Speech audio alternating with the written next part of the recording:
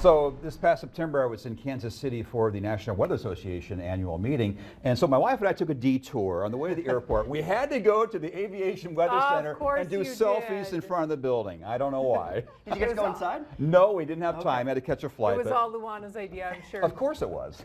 Yeah. Okay. But I will take you inside here to show you the operations of the Aviation Weather Center. This is the last part of my series on the National Centers for Environmental Prediction, focusing on all aspects of weather across the country and the globe. But this week we're going to be talking about the weather and how it impacts flights all across the globe. So the Aviation Weather Center, as Kevin mentioned, is located in Kansas City, Missouri. So aside from a flight delay due to storms, there are a variety of other hazards that could potentially impact your flight. So the Aviation Weather Center forecasts these potentially hazardous weather conditions to help ensure the most accurate and up-to-date weather information is available for pilots. You might have to change routes of planes. You might need to delay a flight in order to make sure that it's not going to go into those hazardous weather conditions. So within the Aviation Weather Center, there's two main branches. The Domestic Operations Branch focuses on the lower 48, forecasting for these 5 main variables. So turbulence, obviously, there is clear air turbulence and convective turbulence with thunderstorms, but that's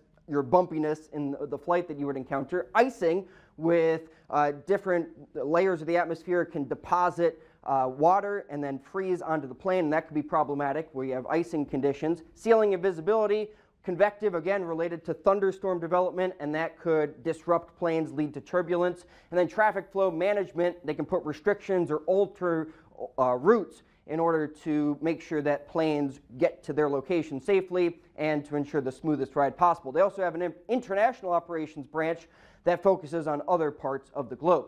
So first variable with the cloud ceiling and visibility. So your cloud base is the lowest visible part of the clouds versus the cloud ceiling is the distance between the ground and the base of the lowest layer of clouds that blanket more than half the sky. So we really want to focus on that cloud ceiling as well as your visibility distance. And there's different categories here, ranging from LIFR to VFR. So you can have green to red to magenta.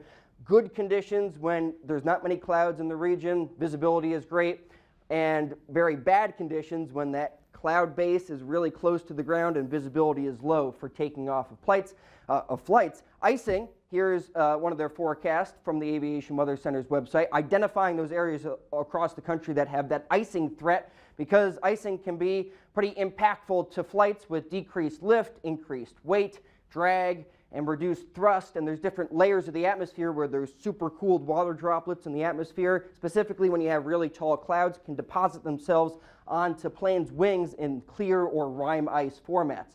And then with the convective warnings, they're called SIGMETs. It's kind of like a thunderstorm we have here, warning that we have here on the ground, but for airplanes, because those tall cumulonimbus clouds can introduce turbulence and other hazards to planes. And here's that turbulence forecast that they have across the country. And Amanda at the Aviation Weather Center will kind of go more into that turbulence forecast. So if it is turbulence tied to some sort of thunderstorm or developing storms, that's going to be your convective SIGMET forecaster. And so they're watching radar, they're watching satellite trends, and they're also looking at different model guidance to put out an outlook for where they think there will be the potential for development in the future. As far as when you get your clear air turbulence, they're looking at satellite to watch for certain signatures that are good indicators of turbulence, and then our model guidance as well.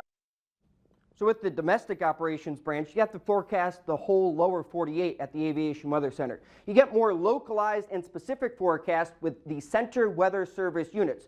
So there's 21 air traffic control centers across the nation. We're mostly within the Minneapolis Air Traffic Control Center. So the CWSUs provide more specific forecasts and advisories for each one of these air traffic route centers. So there's briefings that are conducted by each of these centers every day to provide situational awareness of upcoming aviation issues, as well as forecasts for many of the variables that the Aviation Weather Center focuses on. So there's a collaborative effort there, as well as a few more specific ones here, like surface wind gusts. Today it's very windy, so as planes are taking off and landing, there's extra precautions there that need to be taken so that the flights go smoothly and safety is taken into account. So for example, today, here's that low-level turbulence forecast from the Minneapolis Central Weather Service Unit. And then there's even more collaboration with the air traffic control centers, and these match up with the Central Weather Service units. So within the air traffic control airspaces,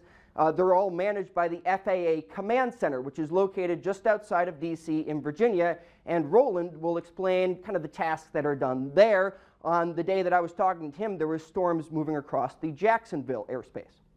We're looking at the storms that are coming across the Jacksonville airspace, and right off the bat this morning, there was a conference to make sure that are we still looking at the same conditions that we saw yesterday for today.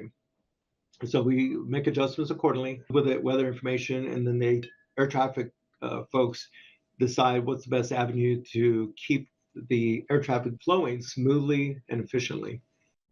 So the FAA Command Center focuses on those specific airspaces depending on where the weather is most impactful, and they provide that clear and concise message so that everyone can work together on this plan and then implement the plan. Because there's a lot of moving factors when you look at the aviation space. To get that flight from the starting point to the ending point on time in a safe manner, altering routes based on weather across the nation that could be impactful to plans. So within the Aviation Weather Center, the Central Weather Service units, and the FAA Command Center, it's all working together to make sure behind the scenes that your flight goes smoothly. There's a lot of coordination and collaboration that goes on, this right? is all your wheelhouse here, weather and airplanes. Love it all. Thank you, Jacob. Thank Stay you. with us. We'll be right back.